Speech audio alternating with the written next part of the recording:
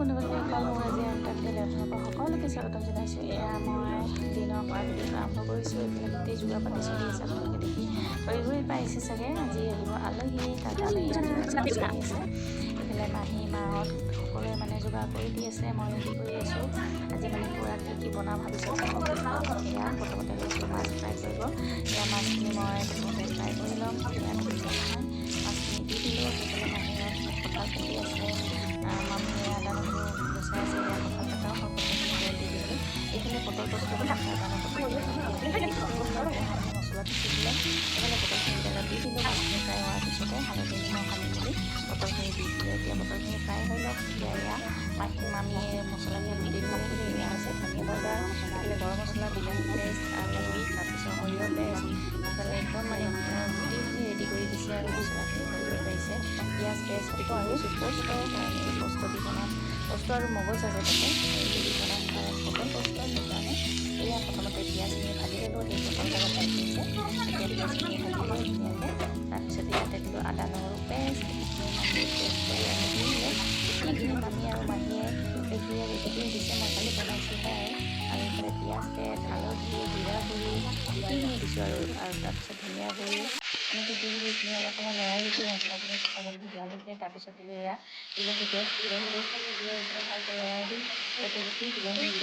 গুচি যায় আৰু মছলাৰ লগত আৰু পটল পেষ্টটো কিন্তু বনাইছোঁ পিছতে পোৱা হ'লে ভাল লাগে। সেইকাৰণে অকণমান বেছি চেনি আৰু বেছি অকণমান গৰম মছলা গৰম মছলা পেষ্ট কৰি থৈছোঁ, হাঁহ দি দিলে তাৰ পৰা অকণমান দি দিছোঁ। তেতিয়া ভাল লাগিব। আৰু এয়া পটল আৰু পষ্ট আৰু মগজৰ পেষ্টখিনি দি দিলোঁ। গোটেইখিনি মিক্স হৈ যোৱাৰ পিছতে দিছোঁ এয়া পটলখিনি ফ্ৰাই কৰি পাম আৰু পটলখিনি দেখিছে নহয়, কেনেকৈ কাটিছোঁ। এনেকৈ কাটিলে মছলাখিনি ভিতৰলৈকে সোমাই যায়, তেতিয়া খাবলৈ ভাল লাগে। সেইকাৰণে এনেকৈ কাটি মেলি ফ্ৰাই কৰি লৈছোঁ। তাৰপিছত এয়া দালিখিনি দেখিছে নহয়, পিছফালে জুই লগাই দিছোঁ। চোলাতে বনাই আছোঁ আৰু তাৰপিছত এইখিনি অলপমান ভাজি লোৱাৰ পিছতে দি দিলোঁ অকণমান পানী, তাৰপিছত পানীখিনি দি অলপ দেখিছে নহয়, আমাৰ ধুনীয়াকৈ কৰি অহাৰ পিছত ৰেডি হৈ গ'ল। নমাই লৈছোঁ। এতিয়া অলপ পানী যেন লাগিছে, ঠাণ্ডা হৈ গ'লে হৈ গ'লে সেইকাৰণে এনেকৈ নমাই থৈ দিছোঁ। আৰু তাৰপিছত সিহঁতে আহোঁতে অকণমান তেল গৰম হ'বলৈ দিলোঁ। তাৰপিছত পিঁয়াজ জলকীয়া আদি এইখিনি অলপ লৰাই দিলোঁ। তাৰপিছত এয়া হাঁহৰ যে ৰুইটো সকলোবিলাকে খাই ভাল পায় বনালে, সেইটো খাই বহুত ভাল লাগে। আজি ভাবিছোঁ এই ৰুইখিনি এই যে কঁঠাল কাটি আছিলে মাহীয়ে, তাৰপিছত এই কঁঠালখিনি দি বনাম। আৰু এয়া দিলোঁ আদা নহৰু পেষ্ট অকণমান, তাৰপিছত জিৰা গুড়ি, ধনিয়া গুড়ি, তাৰপিছত এয়া দেখিছে নহয় দি দিলোঁ জিৰা গুড়ি আৰু দিলোঁ এয়া জলকীয়া গুড়ি অকণমান দি কিনে ভালকৈ লৰাই দিছোঁ। তাৰপিছত ইফালে আকৌ মই আৰু চোলাটোতো জুই লগাই দিছোঁ। ইফালে দাইলখিনি চম্ভাৰ দি ল'ম। দাইলখিনি গেছত বহাইছোঁ চোলাটোত। ইফালে মই তেল পিঁয়াজখিনি ভাজি ল'ম, তাৰপিছত দাইলখিনি দি দিম। আদা নহৰু পেষ্ট দাইল চম্ভাৰটো জানেই আপোনালোকে পাঁচফোৰণ অকণমান দিছোঁ। এইখিনি অকণমান ভাজি লৈছোঁ আৰু সেই প্ৰথমতে বইল কৰি ল'ব পেলাই এই মই হাঁহৰ ৰুইখিনি ভাজিলোঁ তাতে দি দিলোঁ। আৰু এইফালে এখন কেৰাহীতে আকৌ দাইলখিনি চম্ভাৰ দিয়া হোৱাৰ পিছতে সৰু চোলাটোত দি দিলোঁ আকৌ পিঁয়াজ জলকীয়া দি মেলি এইখিনি অলপ সময় ভাজিম আৰু তাতে বনাম মাছৰ জোল। আৰু ইফালে দিলোঁ তাৰপিছত কঁঠাল শাকত যিখিনি মছলা দিব লাগে সেইখিনি দি দিলোঁ। আৰু ইফালে মানে চাৰিওপিনে জুই লগাইছোঁ আৰু গোটেইখিনি একেলগে কৰি আছোঁ।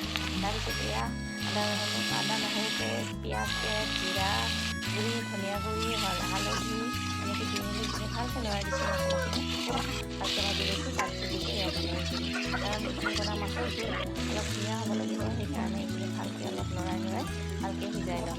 আৰু তাৰপিছত এয়া সৰিয়হ পেষ্টখিনি মই এনেকৈ চানি দিছোঁ, কাৰণ সৰিয়হ ক'লা সৰিয়হ বগা সৰিয়হ হ'লে এনেকৈ ডাইৰেক্ট দিব পাৰিলোঁ হয়। ক'লা সৰিয়হ দিলে যে এনেকৈ ক'লাবোৰ দেখি ভাল নালাগে, সেইকাৰণে মই এনেকৈ চাকনিখনেৰে চানি মেলি তাৰ মানে গুড়িখিনিহে দিছোঁ আৰু তাৰপিছত এয়া তাৰপিছত এইফালে বনাম কচুৰ খাৰ। একদম মানে দাইলখিনি হোৱাৰ পিছতে তাতে তাতে দিলোঁ অকণমান চিৰা আৰু জলকীয়া ভাজি মেলি কচুৰ খাৰটো বনাই দিলোঁ। এতিয়া এইখিনিতে দিলোঁ অকণমান নিমখ আৰু অকণমান কলৰ খাৰ নাছিলে, সেইকাৰণে চদা খাৰকে দি দিলোঁ। এইখিনি অলপ সময় ভালকৈ লৰাই দিম। আৰু এইখন এখন নতুন কেৰাহী, তাৰ কাৰণে কচু শাকখিনি চাওকচোন একদম ক'লা হৈ গ'ল, কিন্তু একো নাই খাবলৈ টেষ্টি হৈছিলে। আৰু এইফালে মাছৰ জোলখিনি দেখিছে নহয়, বনাইছোঁ আৰু চাৰিওপিনে জুইটো লগাই দিছোঁ জুই। আৰু এইফালে এয়া মাছৰ জোল প্ৰায় ৰেডি হৈ আহিছে। এতিয়া দি দিছোঁ অকণমান জোলৰ পৰিমাণ হিচাপে পানী দি মেলি এইখিনি অলপ উতলিব দিম উতলি আহিলে আৰু কোনো কথাই নাই যিখিনি মাছ ফ্ৰাই কৰি থৈছিলোঁ সেইখিনি সাঁতুৰিবলৈ নমাই দিব এতিয়া চুলখিনি লগতে সাঁতুৰি থাকক তাতে ধৰি কেইটামান বেছি জলকীয়া এইখিনি সাঁতোৰো লগতে তাৰপিছত ইফালে আহিলে মাংস বনাবলৈ মাংসখিনি এতিয়া নকৰা মাংসখিনি অলপ সময় মেৰিনেট কৰি দিলোঁ সেইকাৰণে ইয়াতে যিখিনি পেষ্ট কৰি থোৱা মছলা আছিলে পিঁয়াজ পেষ্ট আদা নহৰু পেষ্ট জিৰা গুড়ি ধনিয়া গুড়ি যিমানখিনি মছলা আছিলে গোটেইখিনি দি অলপ সময় মেৰিনেট হ'বলৈ কৰি দিলোঁ এতিয়া মাছৰ চুলখনত নমাই গ'লোঁ হৈ গ'ল এইখিনি নমাই থৈ তাৰপিছত আকৌ আহিলোঁ মাংস বনাবলৈ মাংসখিনি মই এতিয়া 3 ঘণ্টামান মেৰিনেট হ'বলৈ থৈ দিছিলোঁ তাৰপিছত এয়া পিঁয়াজ জলকীয়া ভাজি ল'লোঁ ভালকৈ তাৰপিছত এয়া মেৰিনেট কৰি থোৱা মাংসখিনি অলপ লৰাই লৈ দি দিলোঁ কেৰাহীখনতে ঢালি তাৰপিছত আৰু কোনো কথাই নাই ভালকৈ লৰাই দিছোঁ দি মেলি আৰু এতিয়া ভাবিলোঁ অলপ সময় বাহিৰত ফুৰি আকৌ গছবিলাক চাওঁ অকণমান ঠাণ্ডা হৈছে তাকে অলপ ফুৰি আহি তাৰপিছত এই মাংসখিনি ধুনীয়াকৈ লৰাই দিলোঁ